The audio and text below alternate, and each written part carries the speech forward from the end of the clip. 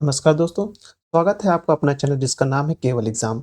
इसमें आज हम लोग जो पढ़ने जा रहे हैं, ये है उत्तर प्रदेश घटनाक्रम मतलब उत्तर प्रदेश का जो घटना सार आता है, यूपी आरओआर और यूपी पीसीएस के लिए जो उत्तर प्रदेश स्पेशल जो करंट पूछा जाता है, वो इसकी इस जो हमने सीरीज़ स्टार्ट की इसका दूसरा वीडियो है। पहला वीडियो 2 महीने पहले मैंने डाला था, जिसमें मैंने फरवरी से लेके करीबन जून, जुलाई, अगस्त, सितंबर तक हमने उसको कंप्लीट कर लिया था। लेकिन वो घटना सार से ही संबंधित था। वो किससे था? वो घटना सार का ही करंट अफ़ेयर था, जो हम लोग ने कंप्लीट किया था, उसी का था। आज जो इसका चौथा ये अंक आया है, इस चौथे अंक में हमने इसको पीडीएफ फॉर्मेट से मैं इसको स्कैन करके करता उस तरह का नहीं कर मैंने सा सीधा पेज को ही स्कैन कर लिया है, तो उसी को आज पढ़ेंगे। ये यूपी का करंट है, याद रखिएगा। यूपी करंट इससे पहले मैंने जो 2 महीने कंप्लीट किए थे, उसमें मैंने पूरा जुलाई, अगस्त सब तक मैंने उसको कंप्लीट कर दिया था। सिर्फ़ यूपी स्पेशल करंट अफ़ेयर है। इसमें घटना सार में और भी करंट अफ़ेयर जो आगे के वार्षिक, अंतर्राष्ट्रीय सब रहते हैं, वो अलग हैं। ये सिर्फ़ यूपी स्पेशल करंट अफ़ेयर है, याद रखिएगा। इसलिए मैं इसको लगा रहा हूँ कि यूपी स्पेशल मुझे क्योंकि जो उत्तर प्रदेश जो परीक्षाएँ होंगी उससे संबंधित ये होगा और ये समीक्षा अधिकारी में भी ये सहायक होगा आपका। चलिए प्रारंभ करते हैं, लेकिन उससे पहले अगर आपने अभी तक हमारे चैनल को सब्सक्राइब नहीं किया तो सब्सक्राइब कर लीजिए। वीडियो अच्छे लग रहे हैं तो लाइक करिए और अपने सुझाव देने के लिए कमेंट भी करिए। चलिए आइए प्रारंभ करते हैं पहले प्रश्न से। बुंदेलखंड एक्सप्रेसवे उत्तर प्रदेश का पहला सौर ऊर्जा एक्सप्रेसवे है। मतलब कि बुंदेलखंड जो एक्सप्रेस है, वहाँ पास उसके साइड-साइड क्या बनाया जा रहा है, वहाँ एक सौर पार्क बनाया जा रहा है। उस सौर पार्क से क्या होगा कि उस पूरे बुंदेलखंड क्षेत्र को जो ऊर्जा प्राप्त होगी, रोशनी प्राप्त होगी, इसीलिए ये एक्सप्रेसवे बनाया जा रहा है। आइए देख लेते हैं इसके बारे में क्या है। इसमें है उत्तर प्रदेश सरकार बुंदेलखंड एक्सप्रेसवे के किनारे 1700 हेक्टेयर भूमि पर सोलर प्लांट लगाने की योजना बना रही है।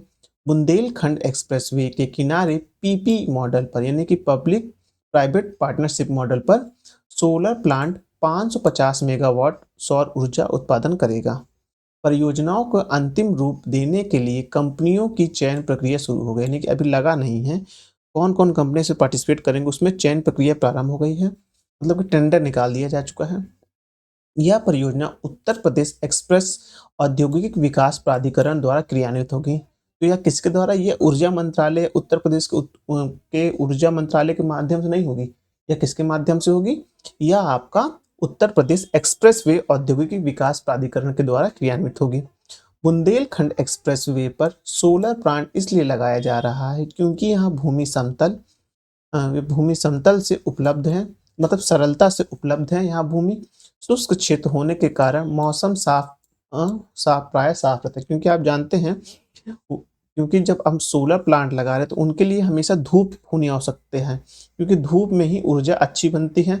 ऐसा नहीं कि छाँव में ऊर्जा नहीं बनती, लेकिन छाँव में ऊर्जा की जो सोलर प्लांट की कैपेसिटी होती है वो कम हो जाती है। तो इसलिए ऐसी जगह चुना गया जहाँ हमेशा धूप मतलब 12 मास अच्छी खासी बनी रहे। तो कौन-सा है ये? शुष्क क्षेत्र होने के कारण। परियोजना से संबंधित ड्यू डेलीगेटेड स्टडी पूरी हो चुकी है और रुचि अभिव्यक्ति यानी कि ईओआई अंतिम चरण तक की ईओआई क्या है? ये देखेंगे चरण अगस्त 2023 में पूरा हो गया है। तो ये जो चरण था इसको चुनने का वो पूरा हो चुका है। एक बार देख लेते हैं विज़ुअल कैसे आ रहा है। हाँ, विज़ुअल सही है। इस परियोजना का जीवन काल 25 वर्ष का होगा और यह एक्सप्रेसवे के किनारे 1 लाख से अधिक घरों को बिजली आपूर्ति कराएगा। देखिए, आपको पता होगा जब कहीं सोलर प्लांट लगाए तो कहा जाता है उसकी जो बिजली बनाने की कैपेसिटी होती है वो 25 वर्ष तक होती है। तो यही याद रखिएगा, ये 25 वर्ष तक ये कार्य करेगा एक्सप्रेसवे के किनारे और ये 1 लाख से अधिक जो 1 लाख से अधिक घरों को बिजली आपूर्ति करेगा। बुंदेलखंड एक्सप्रेसवे 7 जिला, ये बहुत इंपॉर्टेंट है। अगर मेरे पास मार्कर हो तो मैं हाँ, मार्कर है, इसको हाइलाइट कर देता। बुंदेलखंड जो है ये 7 जिला, रेड कलर से करना पड़ेगा तब अच्छा होगा शायद। ये बुंदेलखंड एक्सप्रेस कितने जिलों से जा रहा है? 7 जिलों से हो रहा है। तो चित्रकूट, बांदा, महोबा, हमीरपुर, जालौन, औरैया और इटावा। से होकर गुजरता है। यह 296 किलोमीटर लंबा 4 लेन वाला, याद रखिएगा 4 लेन वाला एक्सप्रेसवे है, जिसे लगभग 14,850 करोड़ रुपए की लागत से बनाया गया जा रहा है। ये याद रखिएगा। एक टॉपिक समाप्त हुआ, दूसरा है सहारनपुर। सहारनपुर में टेलीकॉम सेंटर ऑफ एक्सीलेंस की आधारशिला रखी गई। कहाँ रखी गई टेलीकॉम सेंटर ऑफ एक्सीलेंस की? ये कहाँ बुनियाद से आधारशिला रखी गई? वह रखी गई सहारनपुर, याद रखिएगा सहारनपुर में रखी गई। मुख्यमंत्री योगी आदित्यनाथ ने 5 सितंबर 2023 को सहारनपुर के टेलीकॉम सेंटर ऑफ एक्सीलेंस की आधारशिला रखी। 30 करोड़ रुपए की अनुमानित लागत से यह केंद्र सहारनपुर में आईआईटी रुड़की परिसर में बनाया जा रहा है। यह केंद्र 5G को कृत्रिम बुद्धिमत्ता एआई से जोड़ने और 6G को लॉन्च करने पर शोध करेगा। सरकार की यह पहल राज्य के युवाओं के लिए रोजगार के महत्वपूर्ण अवसर प्रदान करने के अलावा दूरसंचार क्षेत्र में नवाचार और विकास को बढ़ावा देना है। उसके बाद देखेंगे इसे केंद्र का मुख्य उद्देश्य दूरसंचार के क्षेत्र में नई तकनीक का विकास और प्रचार करना है। यह अनुसंधान और विकास के लिए एक केंद्र के रूप में कार्य करेगा। साथ ही विभिन्न क्षेत्रों में विशेषज्ञों को सहायता प्रदान करेगा और आधुनिक तकनीक के माध्यम से समस्या समाधान में सहायता भी करेगा।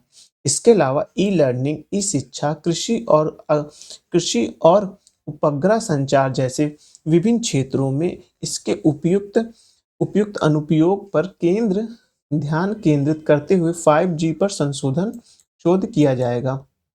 अब दूसरा टॉपिक देखते हैं, गोरखपुर में एक्वा पार्क। ये पूछा जाए कि उत्तर प्रदेश में एक्वा पार्क कहाँ खोला जा रहा है, तो वो गोरखपुर में खोला जा रहा है। उत्तर प्रदेश के गोरखपुर जिले के सदर तहसील के कंदला में, कहाँ पास? गोरखपुर जिले के सदर तहसील में तालकंदला में एक्वा पार्क के लिए 27 एकड़ जमीन चिन्हित की गई है। यहाँ पर मछली पालन समिति बैंक अन्य सहायक कार्य करेंगे। एक्वा पार्क में मछली की नई प्रजाति तैयार की जाएगी। मछली के बीज को लेकर अध्ययन किया जाएगा। मछली पालन के तरीकों को और कैसे बेहतर बनाया जा सके तथा मछलियों को कैसे पाला जा सके, इससे लेकर यह जानकारी दी गई है।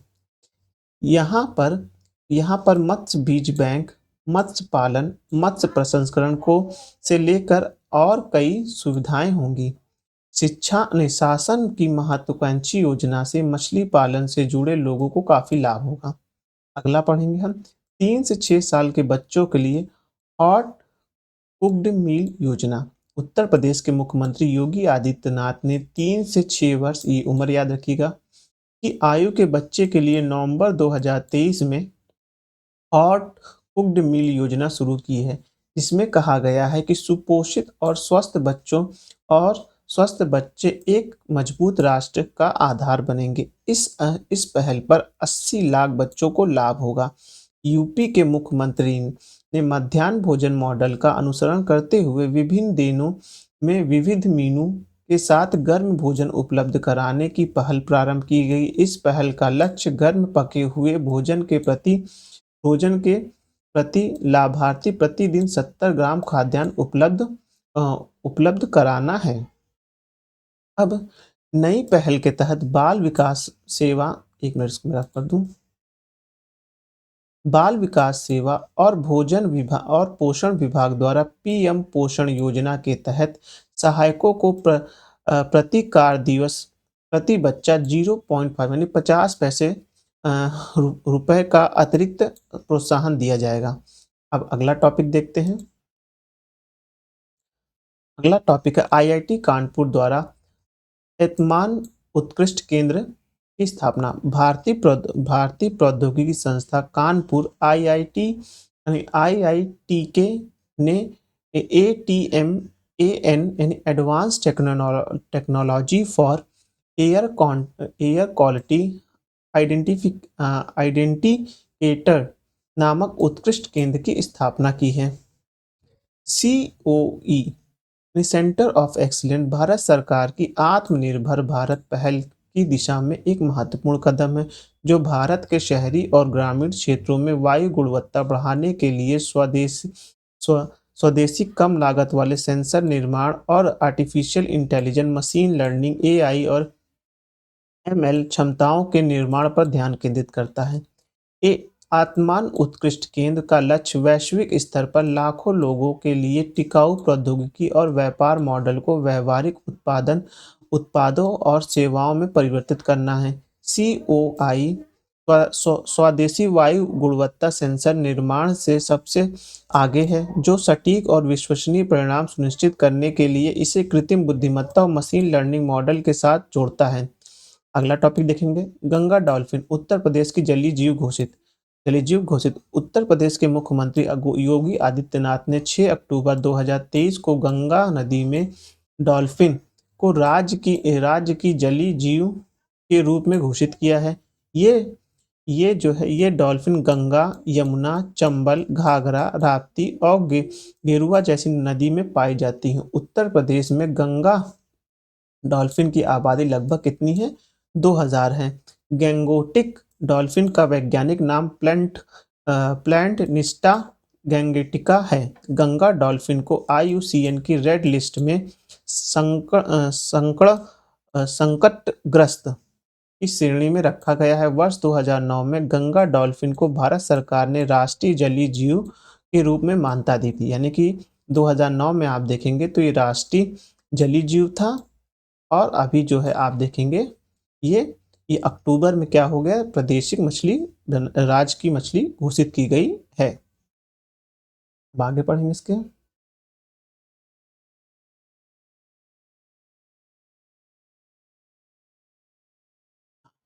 गंगा डॉल्फिन का शिकार करना वन्य जीव संरक्षण अधिनियम 1972 के तहत दंडनीय अपराध है। उसके आगे है नेक्स्ट टॉपिक, मिशन शक्ति अभियान के चौथे चरण का शुभारंभ।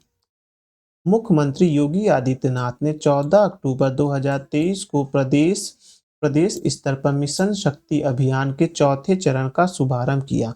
प्रदेश में महिलाओं को सशक्त बनाने के उद्देश्य से मिशन शक्ति का यह चौथा चरण शुरू किया गया है। इस चरण का लक्ष्य पहले चरणों की सफलता को दोहराना और व्यापक खंड तक पहुंचना है। वर्ष 2020 में महिलाओं की सुरक्षा, सम्मान और स्वावलंबन के लक्ष्य के साथ ही मिशन शक्ति अभियान की शुरुआत की गई। 2020 में ये अभियान की शुरुआत की गई। मिशन महिला सारथी पहल का शुभारंभ। नेक्स्ट टॉपिक क्या है? मिशन महिला सारथी पहल का शुभारंभ। उत्तर प्रदेश के मुख्यमंत्री योगी आदित्यनाथ ने 22 अक्टूबर 2023 को अयोध्या में राज्य के मिशन शक्ति अभियान के तहत मिशन महिला सारथी पहल का शुभारंभ किया है। मुख्यमंत्री द्वारा 51 बस को भी हरी झंडी दिखाई गई है, जिसका संचालन विशेष रूप से ड्राइवर और कंडक्टर के रूप में महिलाएं करेंगी। मिशन महिला सारथी का उद्देश्य महिला ड्राइवर और कंडक्टर को जोड़ना और उन्हें सशक्त बनाना है।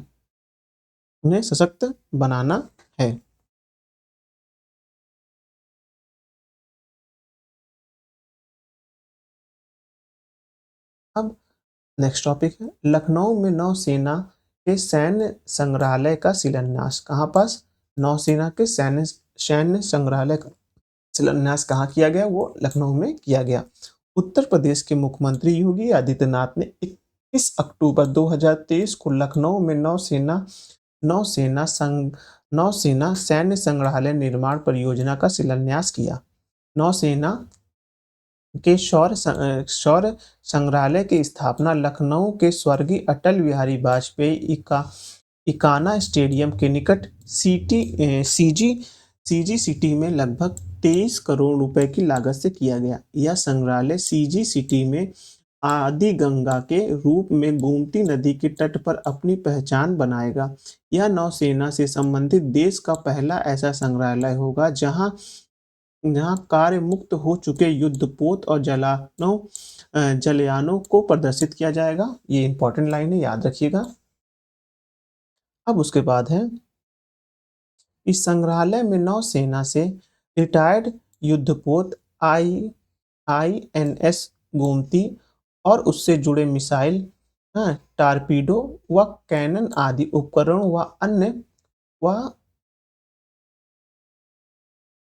व अन्य सामानों की प्रदर्शनी की जाएगी। इस संग्रहालय की स्थापना से पर्यटकों को की संख्या में बढ़ोतरी के साथ साथ रोजगार के नए अवसर मिलेंगे। अब फिर आगे है 3 दिवसीय श्री अन्न महोत्सव योजना। उत्तर प्रदेश सरकार ने बाजार के उपयोग को बढ़ावा देने के लिए 27 से 29 अक्टूबर 2023 तक लखनऊ के 3 दिवसीय श्री अन्न महोत्सव योजना और एक राज्य स्तरीय बाजार कार्यशाला का आयोजन किया। कार्यक्रम का उद्घाटन मुख्यमंत्री योगी आदित्यनाथ नाथ ने किया। इस अवसर पर बाजार उत्पादन के लिए अच्छा कार्य करने वाले किसानों को सम्मिलित किया गया।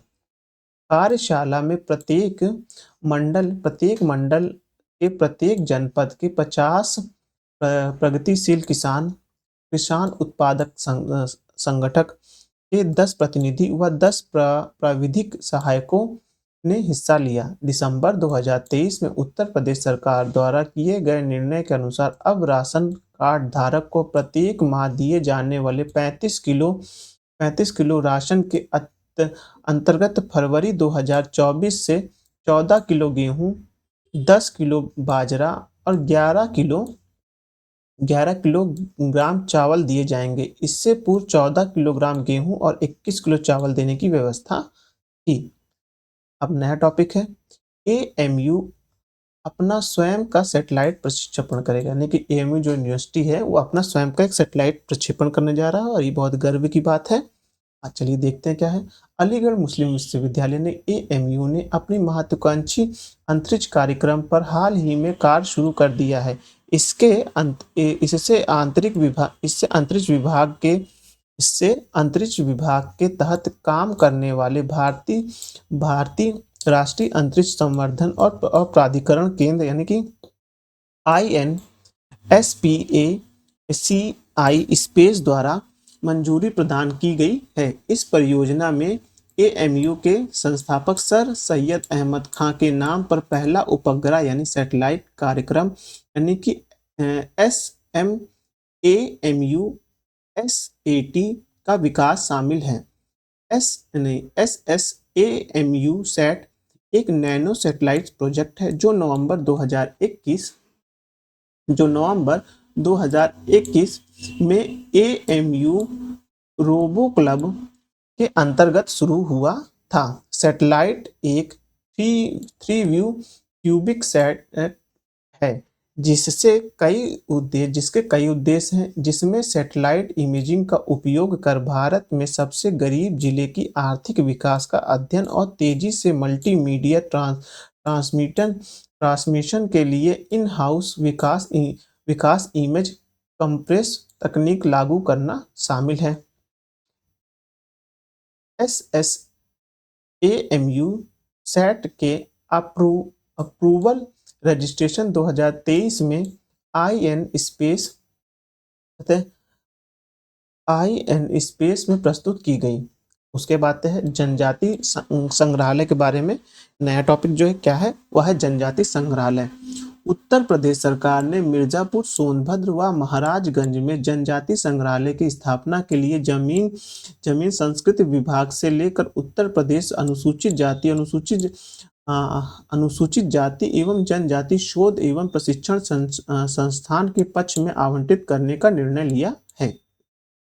इसके बारे में 1 नवंबर 2023 को हुई कैबिनेट की बैठक में प्रस्ताव लाया गया, जिसमें प्रदेश के सांस्कृतिक विभाग द्वारा इन संग्रहालयों के लिए प्रस्तावित भूमि अनुसूचित जाति एवं जनजाति शोध एवं प्रशिक्षण संस्थान के पक्ष में आवंटित की गई। इसके बाद में मिर्जापुर में 22 दिसंबर 2021 के आदेश पर ग्राम अंतरौली पांडे तहसील मड़ीहान में 4.46 हेक्टेयर भूमि, सोनभद्र में 12 अप्रैल 2021 को मरकुंडी तहसील में 1.828 हेक्टेयर भूमि और महाराजगंज में 13 सितंबर 2022 को आदेश से तहसील नौतनवा में ग्राम कुनसेर में 6.50 हेक्टेयर भूमि सांस्कृतिक विभाग के पक्ष में आवंटित की गई। अब उसके बाद नया टॉपिक देखेंगे। आरबीआई ने यूपी स्थित यूसीबी बैंक का लाइसेंस रद्द किया। बहुत इंपॉर्टेंट है, याद रखिएगा। ये तो पक्का मेरे ख्याल से पेपर में आएगा ही कि आरबीआई ने किस बैंक का अभी लाइसेंस रद्द किया जो यूपी में कार्यरत थी। वो कौन बैंक थी? यूसीबी थी। भारतीय रिजर्व बैंक ने उत्तर प्रदेश के सीतापुर में स्थित अर्बन कोऑपरेटिव बैंक यूसीबी का लाइसेंस रद्द करके एक महत्वपूर्ण कदम उठाया। यह निर्णय 7 दिसंबर 2023 को कारोबार की समाप्ति से लागू हो गया, जो बैंकिंग क्षेत्र में एक महत्वपूर्ण विकास का प्रतीक है। आरबीआई के अनुसार लाइसेंस रद्द करने के पीछे प्राथमिक कारण यह है कि अर्बन कोऑपरेटिव बैंक ने अपना बैंकिंग कारोबार बंद कर दिया है। केंद्रीय बैंक ने बैंकों के वित्तीय स्वास्थ्य के बारे में चिंता व्यक्त की है, जिसके कारण इनके परिचालन को समाप्त करने का निर्णय लिया गया है। आरबीआई ने अपने बयान में शहरी सहकारी बैंक को अपर्याप्त पूंजी और कमाई की संभावनाओं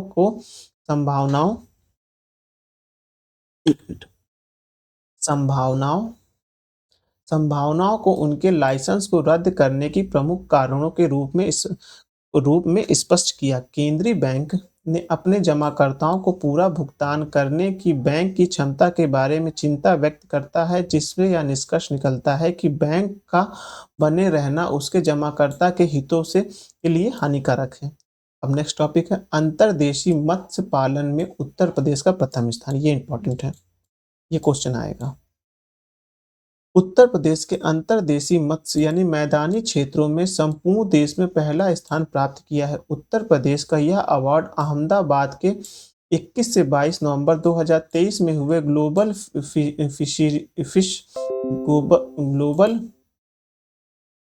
फिशरीज कॉन्फ्रेंस इंडिया 2023 में प्रदान किया गया। कहाँ किया गया? अहमदाबाद। कहाँ है? ये गुजरात में है। वर्ष 2022 में जहां उत्तर प्रदेश में मत्स्य उत्पादन 8.9 लाख मीट्रिक टन था, वहीं वर्ष 2023 में यह बढ़कर 9.15 लाख मीट्रिक टन हो गया था। इसी तरह मत्स्य बीज उत्पादन, जो वर्ष 2022 में 27,128 लाख मीट्रिक टन था, वर्ष 2023 अक्टूबर तक यह 36,187 लाख मीट्रिक टन तक पहुंच गया है। अब इसके बाद नया टॉपिक है हलाल सर्टिफिकेशन वाले उत्पाद के बिक्री पर रोक। उत्तर प्रदेश ने 18 नवंबर 2023 को हलाल सर्टिफिकेट द्वारा उत्पादों को बनाने, उनके भंडारण, वितरण और बिक्री पर रोक लगा दी है। इसके अलावा चेन्नई के हलाल इंडिया, दिल्ली की जामियात उलमा ए हिंद हलाल ट्रस्ट, मुंबई की हलाल काउंसिल ऑफ इंडिया पर एफआईआर दर्ज की गई, यानी कि 3 जगह एफआईआर दर्ज की गई है। एफआईआर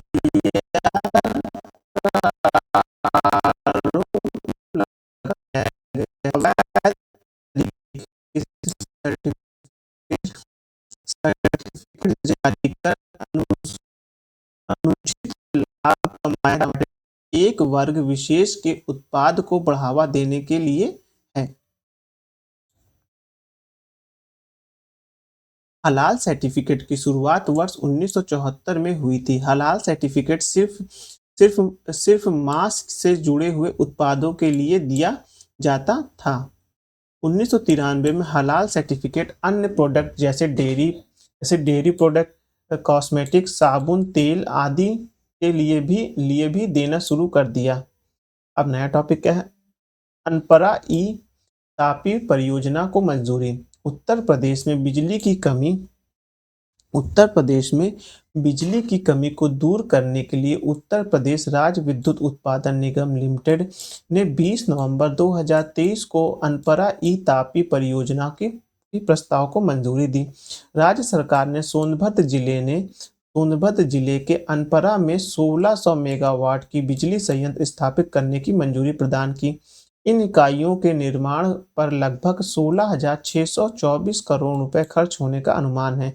यह परियोजना यूपीआरवीयूएनएल और एनटीपीसी की संयुक्त उद्यम यानी मेजा उत्पाद निगम लिमिटेड द्वारा स्थापित की जाएगी। नेक्स्ट टॉपिक क्या है? उत्तर प्रदेश में सेफ परियोजना। उत्तर प्रदेश ने राज्य में लड़कियों और महिलाओं की सुरक्षा बढ़ाने के लिए एक सुरक्षित शहर परियोजना शुरू की है। सेफ सिटी प्रोजेक्ट के द्वारा सरकार 17 नगर निगमों में प्रवेश और निकाय बिंदु के साथ साथ गौतम बुद्ध नगर में सरकारी और गैर सरकारी स्कूलों, कॉलेज, मदरसा और विश्वविद्यालय में सीसीटीवी कैमरा के द्वारा निगरानी सुनिश्चित करेगी। इस परियोजना के तहत उपद्रवियों के जमावड़े और छेड़छाड़ की घटनाओं को रोकने के लिए इन शहरों में निजी कोचिंग संस्थानों पर कड़ी निगरानी रखी जा रही है। अब उसके बाद नेक्स्ट टॉपिक क्या है? नंदनी कृषक समृद्धि योजना। उत्तर प्रदेश सरकार ने देश में गौवंशीय पशुओं की नस्ल सुधार व दुग्ध उत्पादन में वृद्धि हेतु नंद बाबा मिशन के तहत नंदनी कृषि समृद्धि योजना का शासनादेश अगस्त 2023 में जारी कर दिया है। इससे जहां प्रदेश में उच्च दुग्ध उत्पादन क्षमता के गौवंश में सुधार होगा, वहीं दूसरी ओर पशुओं के दुग्ध उत्पादन क्षमता में बढ़ोतरी होगी। उसके आगे देखते हैं। योजना के पहले चरण में योगी सरकार लाभार्थियों को 25 दुधारू गायों की 35 इकाइयां स्थापित करने के लिए गायों की खरीद से लेकर उनके संरक्षण एवं भरण पोषण जैसे मदों में सब्सिडी देगी। यह सब्सिडी 3 चरणों में दी जाएगी। शुरुआती चरण में यह योजना प्रदेश के 10 मंडल मुख्यालय के शहर क्रमशः अयोध्या, गोरखपुर, वाराणसी, प्रयागराज, लखनऊ, कानपुर, झांसी, मेरठ, आगरा और बरेली में संचालित की जाएगी। इस योजना का लाभ लेने के लिए लाभार्थियों के पास कम से कम 3 वर्ष का गौ पालन का अनुभव होना चाहिए। वहीं गौवंश की ईयर टैगिंग होना अनिवार्य, जो गाय होंगी उनका जो ईयर टैगिंग होना अनिवार्य है। उसके बाद है इकाई की स्थापना के लिए 0.5 एकड़ भूमि होना आवश्यक है। साथ ही लाभार्थी के पास लगभग 1.5 एकड़ भूमि हरे चारे के लिए होना चाहिए। यह जमीन उनकी खुद की या पैतृक हो सकती है या फिर उसे 7 वर्ष के लिए लीज पर लिया हो। इस योजना का लाभ पूर्व में संचालित कामधेनु, मिनी कामधेनु एवं माइक्रो कामधेनु योजना के लाभार्थी नहीं उठा सकेंगे। लाभार्थियों का चयन ऑनलाइन आवेदन के माध्यम से किया जाएगा। अब नेक्स्ट टॉपिक क्या है? उत्तर प्रदेश सरकार द्वारा गायों की गणना कराने का निर्णय लिया गया है। उसमें क्या है देख लेते हैं। उत्तर प्रदेश सरकार ने राज्य में गायों की सटीक संख्या का पता लगाने के लिए गायों की गणना करने का निर्णय लिया है। सरकार ने राज्य भर में 3 श्रेणियों में गायों की गणना करने का आदेश दिया है, जिसमें पशुपालक के पास निराश्रित पशुओं, सड़कों पर छोड़ी गई गाय और कान्हा उपवन की संख्या निर्धारित करना शामिल है।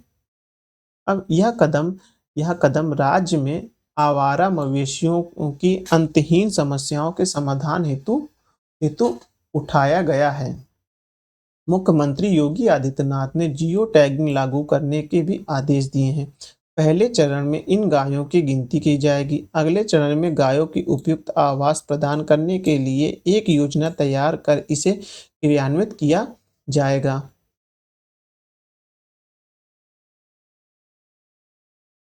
अब है केंद्र सरकार द्वारा 2019 में आयोजित 20वीं पशुधन गणना के बाद से मवेशियों की संख्या के संबंधित आंकड़े बदल गए हैं। अगली गणना 2024 में होगी। अब है शिव थीम वाले इंटरनेशनल स्टेडियम का शिलान्यास। प्रधानमंत्री नरेंद्र मोदी ने 23 सितंबर 2023 को वाराणसी में अंतर्राष्ट्रीय क्रिकेट स्टेडियम की आधारशिला रखी। ये स्टेडियम भगवान शिव की थीम पर आधारित है। ये ध्यान रखिएगा, शिव जी की थीम पर आधारित है। वाराणसी के गांजरी राजा तालाब में बनने वाला यह आधुनिक अंतर्राष्ट्रीय क्रिकेट स्टेडियम लगभग 450 करोड़ रुपए की लागत से 30 एकड़ से अधिक क्षेत्रों में विकसित किया जाएगा। इस स्टेडियम की विषयगत वास्तुकला की प्रेरणा भगवान शिव से ली गई है। इसमें अर्धचंद्राकार छत्र के कवर, त्रिशूल के आकार के फ्लड लाइट और घाट की सीढ़ियों पर आधारित बैठने की व्यवस्था, बिलीव पत्र के आकार की धातु की चादर का डिजाइन विकसित किया गया है। इस स्टेडियम की क्षमता 30,000 दर्शकों की होगी। अब है ये जो इसमें नाम चेंजेस किए गए हैं अभी उनके बारे में पूछा जा सकता है। हाँ, प्रतापगढ़ जंक्शन सहित उत्तर प्रदेश के 3 रेलवे स्टेशन के नाम में परिवर्तन। जम्मू कश्मीर स्थित उधमपुर रेलवे स्टेशन के नाम में परिवर्तन कर इसे अब शहीद कप्तान तुषार महाजन करने के 1 माह के भीतर उत्तर रेलवे ने उत्तर प्रदेश स्थित प्रतापगढ़ जंक्शन सहित प्रतापगढ़ जिले के 3 रेलवे स्टेशन का नाम में परिवर्तन अक्टूबर 2023 में कर दिया गया है। रेलवे की एक विज्ञप्ति के अनुसार प्रतापगढ़ का नाम अब मां बेला देवी धाम प्रतापगढ़ जंक्शन किया गया है तथा इसी के साथ ही अंतु स्टेशन का नाम मां चंडिका देवी धाम अंतु अब किया गया है। साथ ही विश्वनाथगंज स्टेशन का नाम बदलकर शनि देव धाम विश्वनाथगंज कर दिया गया है। उत्तर प्रदेश द्वारा इस आशय की औपचारिक अधिसूचना 6 अक्टूबर 2023 को जारी की गई। नेक्स्ट टॉपिक, उत्तर प्रदेश बना देश का चौथा सबसे बड़ा स्टार्टअप इकोसिस्टम वाला प्रदेश। ये याद रखिए कौन सा बना है नंबर पे, चौथे नंबर पे। ये नंबर जरूर पूछा जाएगा, इंपॉर्टेंट लगा दे रहे हैं, ये नंबर जरूर पूछा जाएगा। देख लेते हैं इसमें क्या है। हाल ही में प्रदेश में निवेश के आंकड़े का संकलन कर रही एजेंसी KPMG की रिपोर्ट के अनुसार उत्तर प्रदेश देश का चौथा सबसे बड़ा स्टार्टअप इकोसिस्टम वाला प्रदेश बना है।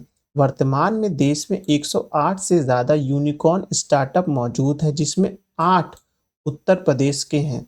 उत्तर प्रदेश के सभी 75 जिलों में स्टार्टअप है, जिसमें 8 यूनिकॉर्न है और कई तेजी से यूनिकॉर्न बनने की ओर अग्रसर हैं।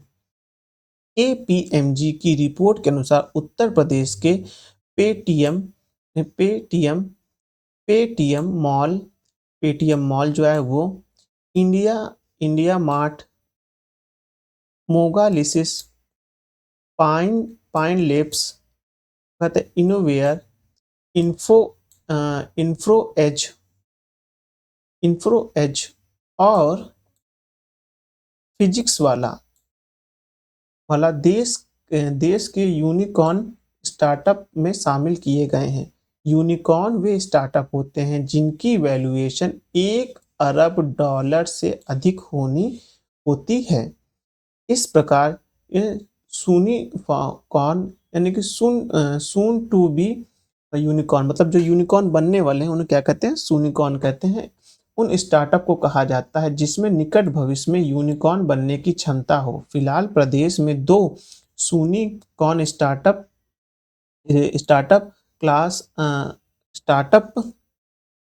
क्लास प्लस व इनशॉर्ट कार्य कर रहे हैं। अब ये जो है उत्तर प्रदेश तथ्यसार के बारे में ये देख लेते हैं। चलिए, हाल ही में ऑनलाइन गैम्बलिंग प्लेटफॉर्म 4 द्वारा जारी एक रिपोर्ट के अनुसार उत्तर प्रदेश भारत का GDP में कितना प्रतिशत योगदान के साथ देश की दूसरी सबसे बड़ी अर्थव्यवस्था बन गया, वो है 9.5% के साथ। इस मामले में पहले स्थान पर GDP में 15.7% योगदान के साथ महाराष्ट्र है। दिसंबर 2023 में जारी logistic e-commerce different states LEADS survey report में लगातार दूसरे वर्ष उत्तर प्रदेश को लैंडलॉक राज्य में किस श्रेणी में रखा गया है? वो है अचीवर श्रेणी में रखा गया है। हाल ही लैंडलॉक उसे कहते हैं जो चारों तरफ से भूमि से अ, घिरे रहते हैं और उनके पास मतलब कि समुद्र के साधन नहीं होते, उन्हें लैंडलॉक कहते हैं। हाल ही में उत्तर प्रदेश सरकार ने कहाँ पर प्रदेश के पहले उन्नत बाल चिकित्सा केंद्र की स्थापना की मंजूरी दी? वो है एसजीपीजीआई लखनऊ को। उत्तर प्रदेश सरकार ने हाल ही में बन बनटंगिया समुदाय के कौशल को निखारने के लिए जिले में वनटंगिया ग्राम प्रशिक्षण केंद्र स्थापित करने का निर्णय लिया। कहाँ लिया है? वो गोंडा में लिया है। उत्तर प्रदेश के किस विश्वविद्यालय द्वारा हाल ही में खिलाड़ियों के लिए कुश्ती खिलाड़ी कोष योजना शुरू की गई है? वो है लखनऊ में, लखनऊ विश्वविद्यालय में। उत्तर प्रदेश के किस जिले में प्रदेश का पहला सेमी कंडक्टर पार्क बनाया जा रहा है? वो है गौतम बुद्ध नगर। ये तो इंपॉर्टेंट है, ये ध्यान रखिएगा एकदम। हाल ही में उत्तर प्रदेश स्थित कौन सा रेलवे स्टेशन उत्तर मध्य रेलवे का छठा ई राइट स्टेशन घोषित किया गया है? वह है आगरा कैंट रेलवे स्टेशन है। Food safety and standard authority of India द्वारा यह प्रमाण पत्र जारी किया जाता है। ई राइट का प्रमाण पत्र कौन देता है? वो देता है food safety and standard authority of India देता है, यानी कि FSSAI देता है। 10 दिसंबर 2023 विश्व विश्व आत्महत्या रोकथाम दिवस को उत्तर प्रदेश के किस शहर में पहली बार ट्रांसजेंडर ट्रांसजेंडर प्राइड वॉक का आयोजन किया गया? वो है लखनऊ में किया गया है। अब देखेंगे केंद्र सरकार द्वारा हाल ही में उत्तर प्रदेश के किस शहर में यूनिट मॉल खोलने की मंजूरी प्रदान की गई? वह है लखनऊ, आगरा और वाराणसी। 3 जगह लखनऊ, आगरा, वाराणसी में दी गई। प्रधानमंत्री नरेंद्र मोदी ने 24 सितंबर 2023 को उत्तर प्रदेश के कहां पर अंतर्राष्ट्रीय क्रिकेट स्टेडियम की आधारशिला रखी? वाराणसी में रखी। उत्तर प्रदेश सरकार ने 25 नवंबर 2023 को किस दिन के रूप में मनाने की घोषणा की है? मतलब 25 नवंबर 2023 कौन सा दिन मनाया गया? ये नो नॉन वेज डे के रूप में मनाया गया। उत्तर प्रदेश में बहने वाली वह नदी जिसे सौर ऊर्जा संचालित रामायण नामक जहाज चलाने की योजना है, वो है सरयू, अयोध्या में। 21 से लेकर 25 सितंबर 2023 तक पहले उत्तर प्रदेश अंतर्राष्ट्रीय व्यापार शो का आयोजन कहां पर किया गया? वह किया गया ग्रेटर नोएडा में। उत्तर प्रदेश सरकार ने छात्रों के लिए समान अवसर सुनिश्चित कराने हेतु हाल ही में किस अभियान की शुरुआत की? वह है हर बच्चे के लिए हर अधिकार अभियान। 21 से लेकर 22 नवंबर में दिल्ली में आयोजित वैश्विक मत्स्य पालन सम्मेलन 2023 में उत्तर प्रदेश को मत्स्य पालन के किस क्षेत्र में उल्लेखनीय उपलब्धि के लिए सर्वश्रेष्ठ राज्य का प्रथम पुरस्कार मिला है? वह है अंतर्देशीय मत्स्य पालन के में मिला है। उत्तर प्रदेश सरकार ने नवंबर 2023 में किन उत्पादों पर हलाल लेबल लगाने पर प्रतिबंध लगा दिया? वह है डेयरी उत्पाद, चीनी, बेकरी आइटम, पेपरमिंट ऑयल, नमकीन और अन्य खाद्य पदार्थ पर। उत्तर प्रदेश का वह प्रशासनिक अधिकारी जिन्हें पिछले दिनों पाकिस्तान में भारतीय दूतावास का प्रभारी नियुक्त किया गया, वह है गीतिका श्रीवास्तव। ये बहुत इंपॉर्टेंट याद रखिए क्योंकि उत्तर प्रदेश से है गीतिका श्रीवास्तव। हॉकी के जादूगर मेजर ध्यानचंद की स्मृति में कहां पर हाल ही में मुख्यमंत्री योगी आदित्यनाथ ने देश में पहला डिजिटल हॉकी म्यूजियम का उद्घाटन किया? वह कहाँ किया? झांसी में किया। इंपॉर्टेंट है, ध्यान रखिएगा।